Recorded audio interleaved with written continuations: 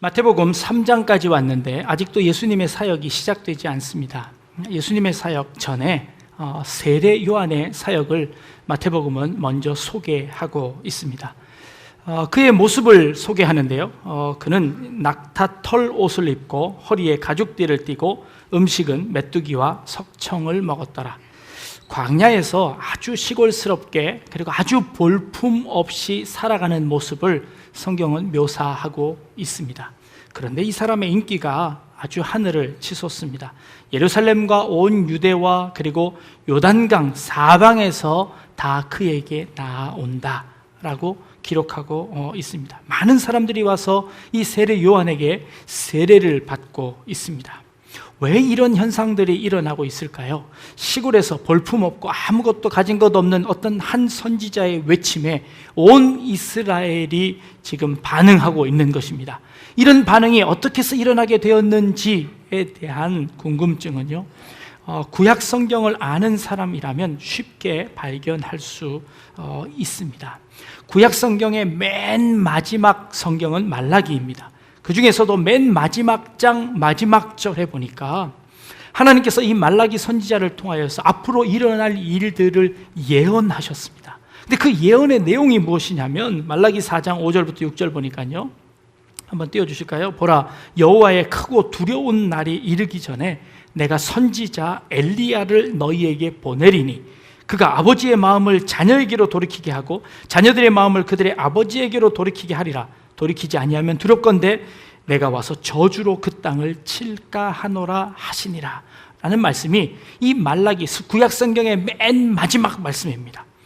그러면 이 구약 성경을 믿고 매일 읽고 있던 이 이스라엘 백성들은 이 엘리야 선지자가 마지막 때에 다시 와서 이 땅을 회복시키는 그런 역사가 일어날 것이다 라는 기대를 가지고 있었습니다. 과연 그 엘리야가 어떻게 다시 올 것인가 라는 것을 염두에 두고 기대하고 있었던 것이지요. 그런데 그 엘리야와 비슷한 모습을 가진 세례 요한이 광야에서 드디어 등장한 것입니다.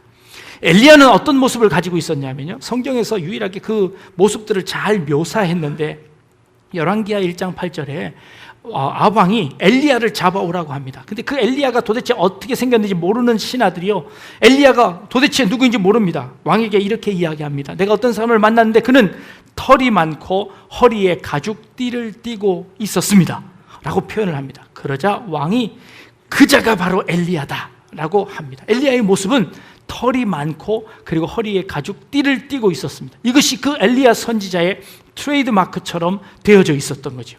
그런 사람을 보면 그 사람은 바로 엘리야니까 그를 잡아와라 라고 표현을 한 것이지요. 그런데 그 엘리야가 마지막 때에 다시 올 것인데 그 엘리야의 모습을 가지고 온 사람이 광야에서 나타났는데 그 사람이 바로 이 세례 요한이라는 것입니다. 세례 요한은요, 그의 모습을 설명하는데 낙타 털 옷을 입었답니다. 엘리야처럼 털이 많지는 않지만 그러나 그 털이 많은 것처럼 보여지게 하는 낙타 털 옷을 그가 입었습니다. 그리고 그는 광야에서 가죽 허리띠를 띠고 그리고 광야에서 나는 그 꿀과 광야에서 나는 그 메뚜기를 먹으며 삶을 살아가고 있는 그 세례 요한의 모습이 온 이스라엘 백성들이 이 자가 바로 우리가 기대하던 하나님께서 예언하셨던 하나님께서 보내주시겠다고 하던 바로 그 엘리야구나 하고 생각을 한 것이죠. 그래서 그 엘리야를 구경하기 위해서, 엘리야를 보기 위해서 많은 이스라엘 백성들이 그 세례 요한에게 찾아온 것입니다. 그리고 그 세례 요한의 말을 듣습니다.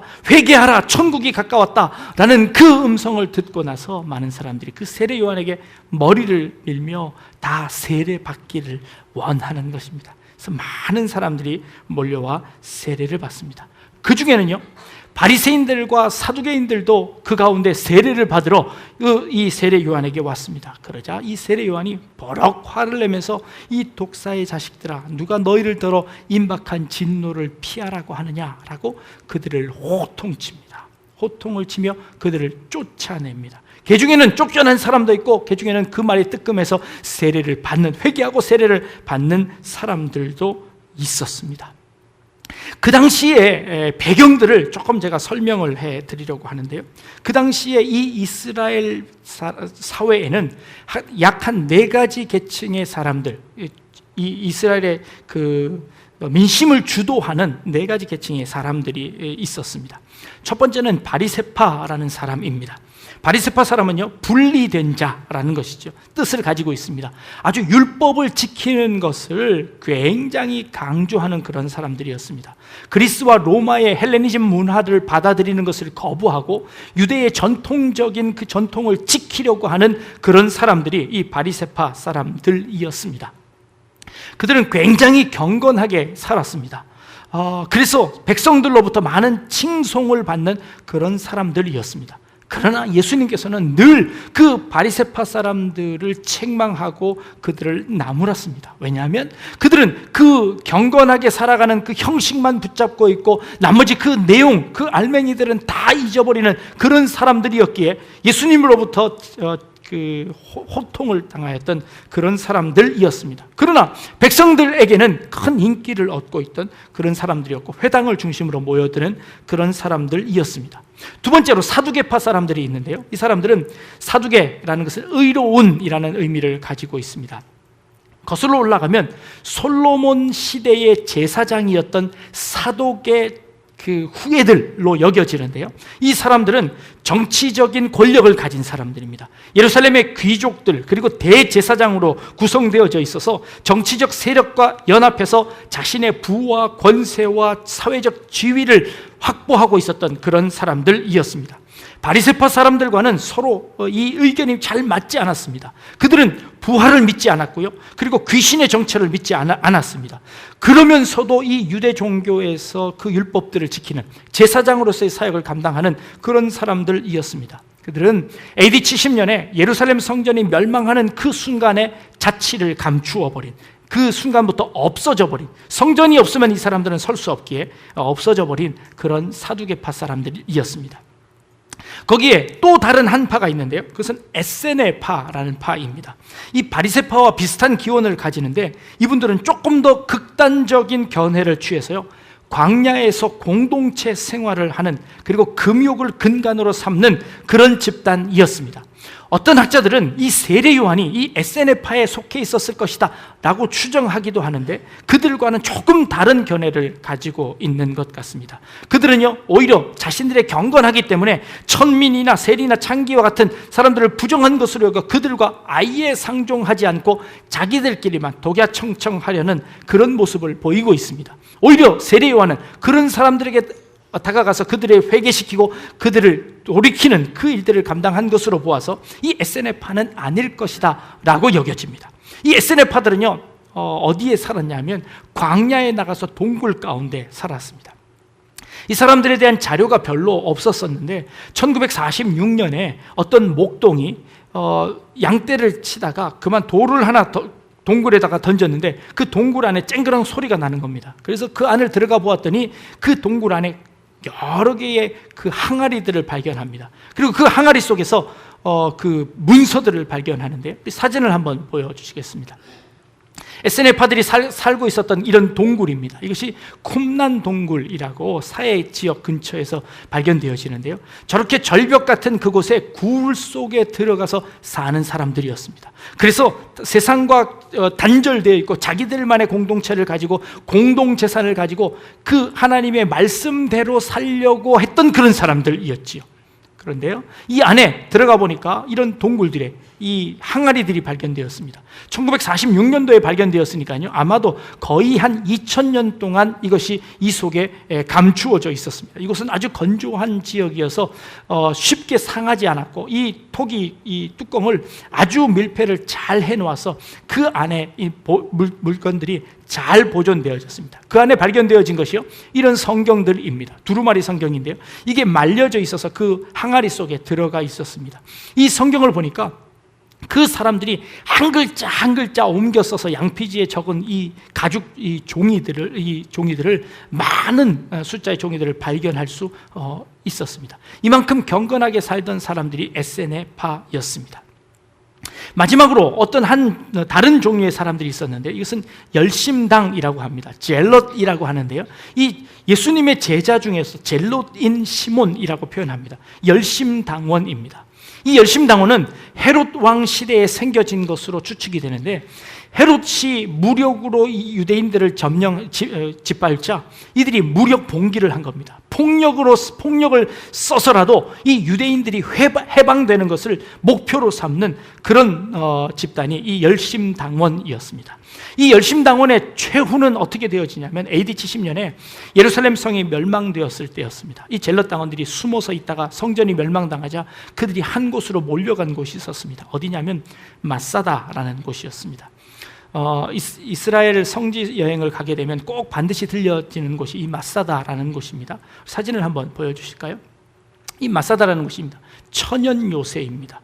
그 높이가 얼마나 높은지 400m 이상 올라가는 아주 그런 요새입니다. 저 위에다가 성벽을 또 다 쌓았습니다. 그 성벽은 헤롯 왕이 자기가 전쟁 났을 때 그곳에 숨어있기 위해서 성을 쌓았는데요, 세로로 길게 있는 것이 한 600m 정도 되고요, 그리고 가로가 한 300m 정도 되는, 축구장 한 13개 정도 되는, 몇천 명이 그 안에 살고 또 그 안에 그 식량 창고가 준비되어 있는데, 그 식량 창고에는 그 몇천 명이 몇 년 동안 먹어도 될 만큼의 식량과 물을 저장할 수 있는 그런 곳이었습니다. 이런 천연 요새에 이 젤롯 당원들이 예루살렘 성전이 멸망하자 그곳으로 다 숨어서 올라갔습니다. 그리고 그곳에서 무장 봉기를 합니다.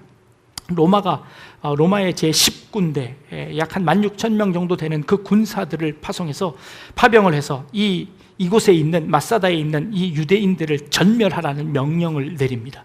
그 명령을 듣고 와서 이곳을 올라가려고 하는데 도저히 올라갈 수가 없는 겁니다. 그래서 거의 2년 동안을 버텼는데, 나중에는 이 로마 군대에서 그 옆에다가 똑같은 토성을 쌓아서 그 성을 무너뜨려 거기다가 경사로를 만들어 이 성으로 진입할 수 있도록 그렇게 만들어 버렸습니다. 근데 마지막에 그 토성을 쌓고 그 가까이에 흙을 쌓으려고 하는 그 일꾼들을 누구를 썼냐면 그 젤롯 당원들의 가족들, 그리고 그 친척들을 그 일꾼들로 다 써서 그 공사를 하게 했습니다. 그러니 자기의 식구들, 자기의 가족들이 밑에서 공사를 하는데 위에서 죽일 수가 없어서 그만 이 성 안에 있던 사람들이 포기를 한 겁니다. 당시 한 596명의 사람들이 있었는데요, 이 596명이 맨 마지막 날 로마 군인들이 들어오기 바로 전날 어떤 일을 벌이냐 하면, 남자들이 자기의 아내와 그리고 자기 가족들을 다 죽입니다. 그리고는 서로 다 죽이고 나중에 10명만 남습니다. 그래서 10명이 모든 남자들을 다 죽인 후에 10명이 그 가운데 앉아서 제비를 뽑습니다. 이게 고고학적으로 발견이 되었습니다. 10명의 이름을 써서 제비를 뽑아서 한 사람을 뽑습니다. 그리고 한 사람이 그 나머지 9명을 다 죽이고 마지막 그 한 사람은 자결하는 겁니다. 그래서 그 성에 있는 모든 것들을 다 불살라버리고 대신 식량은 불사르지 않았습니다. 왜냐하면 우리가 식량이 없어서 죽은 것이 아니라 우리 스스로 죽음을 선택했다라는 것을 가르쳐주기 위해서. 그래서 로마 군인들이 그 성을 탁 넘어오는 그 순간에 모든 사람들은 다 죽어 있어요. 다행히 어느 통로에 숨어있던 아이 하나와 노인들 한 몇 사람 정도만 살아남았다는 그런 이야기가 전해집니다.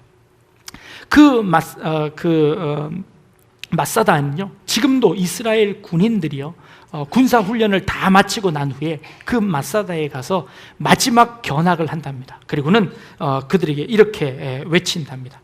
더 이상 이 마사다는 점령당하지 않을 것이다 라고 외치며 그 군인들의 군사훈련을 마친다고 합니다. 자, 이스라엘에는요, 이렇게 4개의 부류의 사람들이 있었습니다.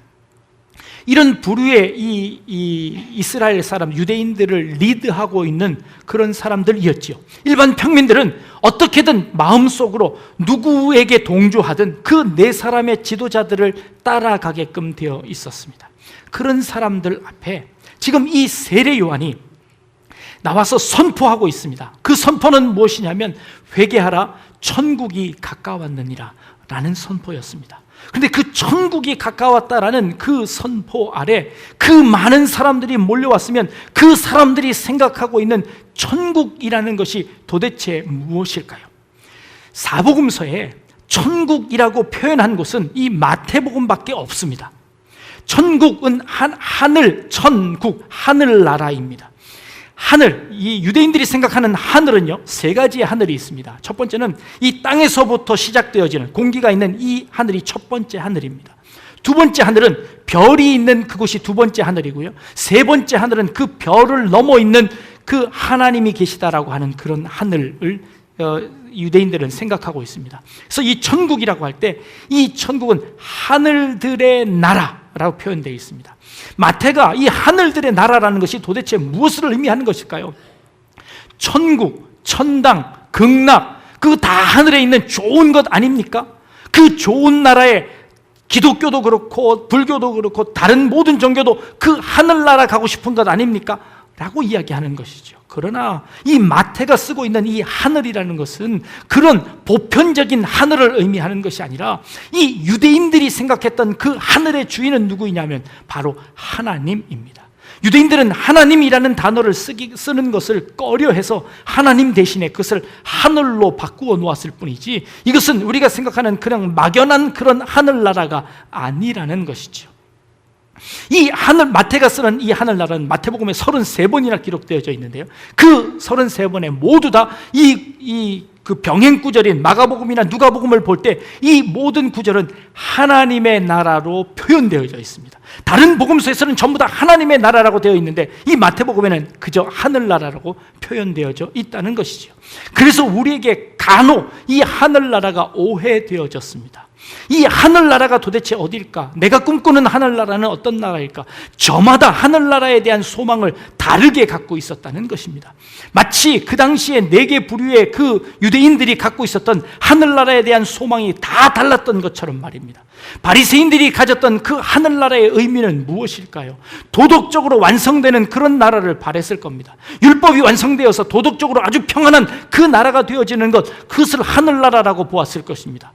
사두개인들은 어떻게 했을까요? 정치적으로 해결되어지는 나라가 하나님의 나라다라고 보았습니다. 그들은 부활도 없고 천국도 없는데 그 하늘나라가 무엇일까요? 그들에 대한 하늘나라는 이 땅이 평화로워지는 것이죠. 서로 협력하고 서로 화합하는 것, 이것이 하늘나라라고 생각했지요.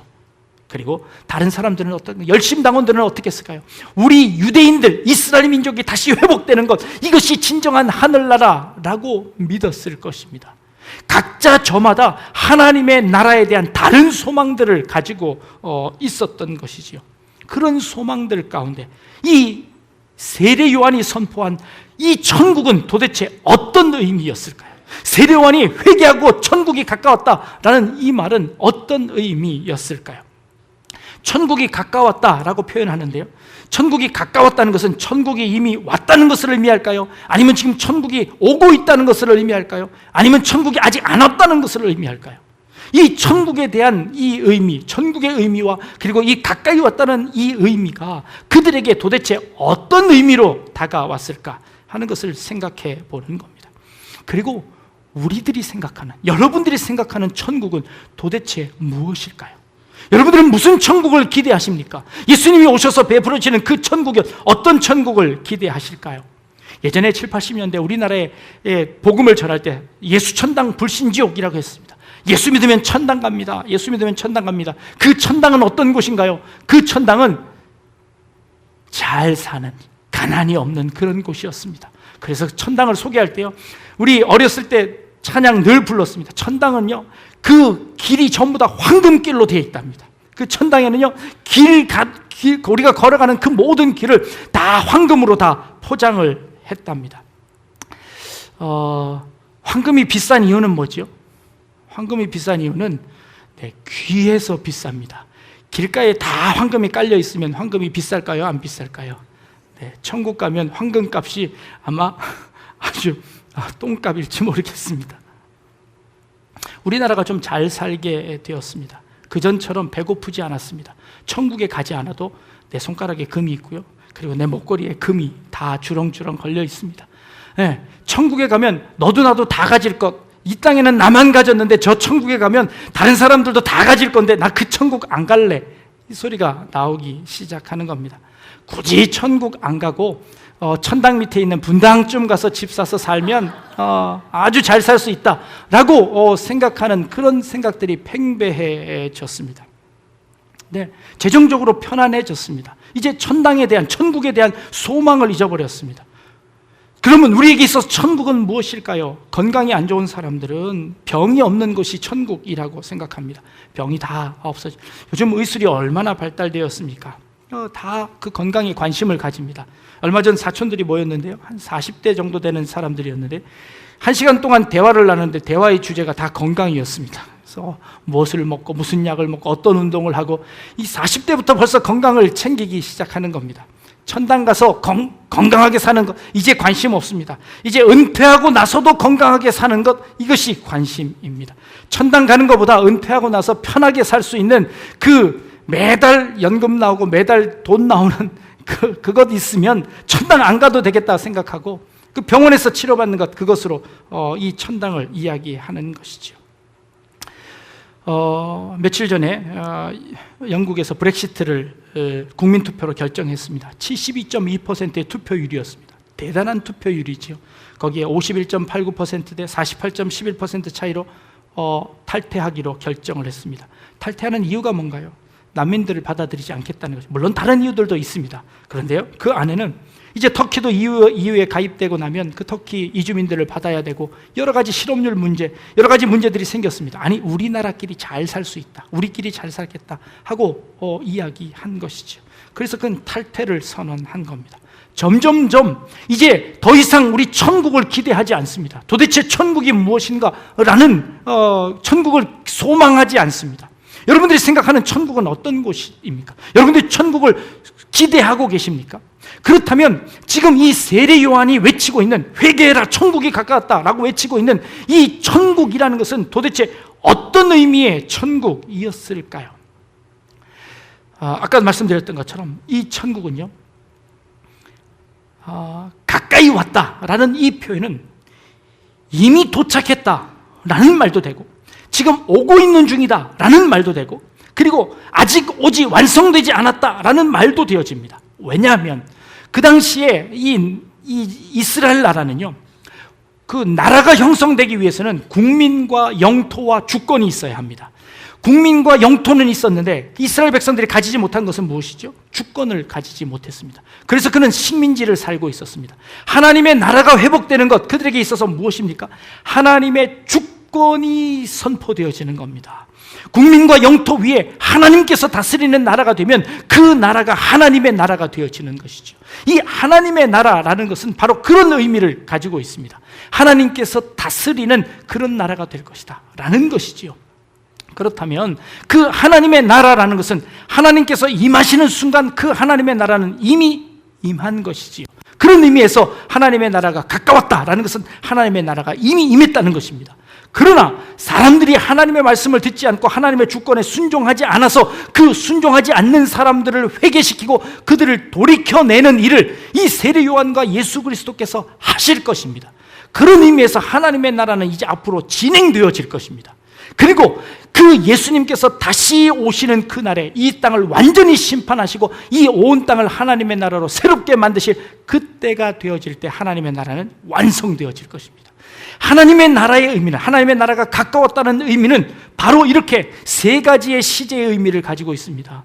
지금 이미, 그리고 지금 진행되어진 과정 가운데, 그리고 앞으로 영원토록 이루어질 그 하나님의 나라를, 그 하나님의 나라는 하나님께서 통치하시는 그 나라일 것이다. 하나님의 뜻이 다스려지는 그 나라일 것이다. 그리고 그 나라를 준비하기 위해서 세례 요한이 나와서 엘리야의 모습을 가지고 그에게 이를 말하는 것입니다.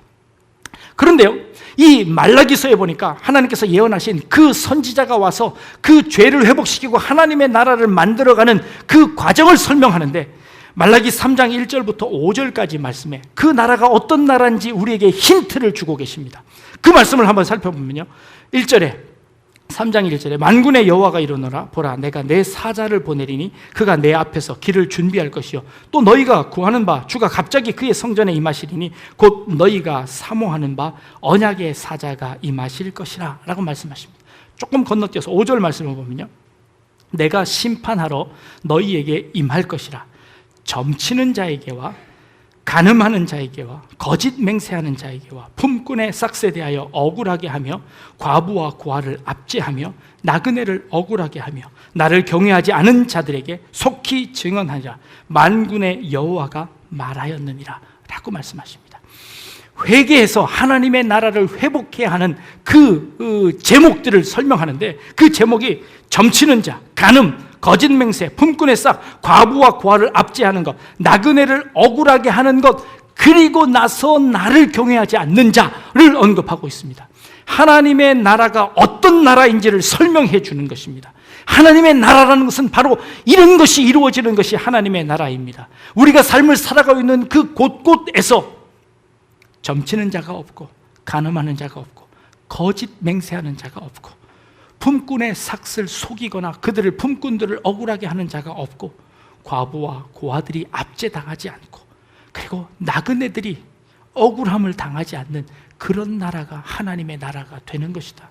그 나라가 세워지는 것이 하나님께서 다스리시는 하나님의 뜻이 이루어지는, 그것이 하나님을 경외하는 것이고, 그 일들이 이루어지는 나라가 하나님의 나라의 모습들의 그 모형들을 우리가 보게 되는 것이다. 그러니 그 엘리야가 와서 그 나라를 만들어낼 것이다 라고 이야기하는 것이었습니다. 바리새인들과 사두개인들이 이 세례 요한을 찾아왔을 때 세례 요한이 독사의 자식들하고 그들을 내어 쫓았습니다. 그리고 너희들도 회개하고 회개의 열매를 맺으라고 호통을 칩니다. 그 호통이 무엇입니까? 그 바리새인들이 자기는 의롭다고 생각하면서 죄인들을 무시하고 고아와 과부들을 압제하고 오히려 그들을 도와주기보다는 오히려 하나님을 섬긴다는 핑계로 그들을 더 압제하는 그 사두개인들을 향하여서 바로 이것이 하나님의 나라다, 너희들이 생각하는 그것이 하나님의 나라가 아니다, 정치적으로 회복되어지는 것이나 너희들이 원하는, 너희들이 소원하는 것이 이루어지는 것이 하나님의 나라, 천국이 아니라 바로 이것이 이루어지는 것이 하나님의 나라다 라고 선포하며, 그 바리새인들과 사두개인, 그리고 이 열심당원, 자기의 그 의를 이루기 위해서 사람들을 죽게 내버려두는, 죽음으로 이끌어가고 있는 그런 사람들이 아니라, 폭력 투쟁하는 그런 사람들이 아니라, 이 모든 사람들, 가난하고 연약한 사람들을 세워서 하나님의 나라를 만들어가는 것, 이것이 진정한 하나님의 나라다 라고 표현하는 것입니다. 이게 세례 요한이 외쳤던 그 천국이라는 것이죠.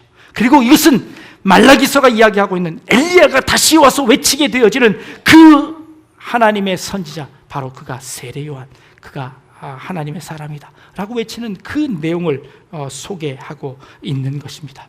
주님께서 다시 이 땅에 다시 내려오시겠다고 약속하십니다. 그리고 그 주님이 오실 때까지 우리는 그 주님의 증인으로서, 이 세례 요한으로서, 엘리야로서 주님이 오실 그 길을 예비해야 하는 사명이 우리에게 달려 있습니다.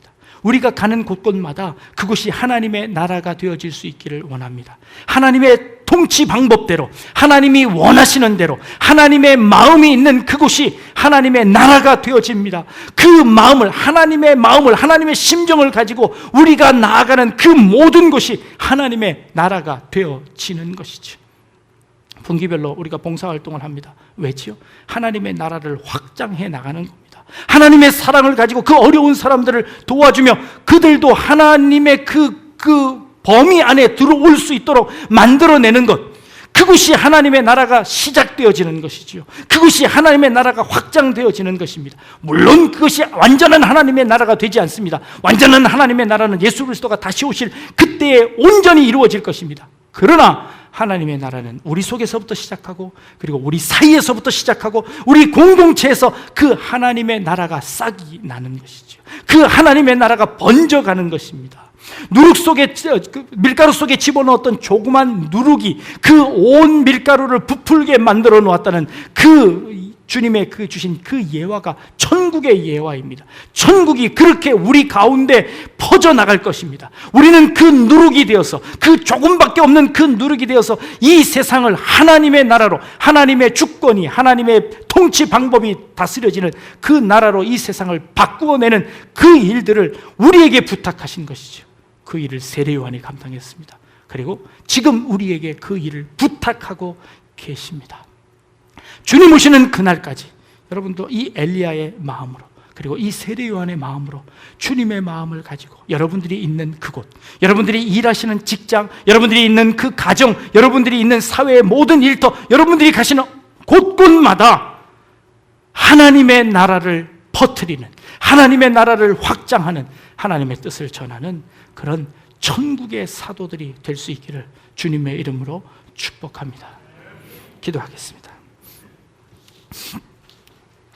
천국이 가까웠다고 선포하는 세례 요한의 이 선포 속에서 진정한 천국이 무엇인지 저희들을 깨닫게 하시고 우리가 가는 곳곳마다 하나님의 나라를 세우는 우리 성도님들 되어질 수 있도록 인도하여 주옵소서. 어느 곳에 가든지 어디에 있든지 무엇을 하든지 하나님의 자녀로서 하나님의 나라를 만들어내는, 하나님의 나라를 살아내는 저희들에게 주님 인도하여 주옵소서. 감사드리며 예수님의 이름으로 기도드립니다. 아멘.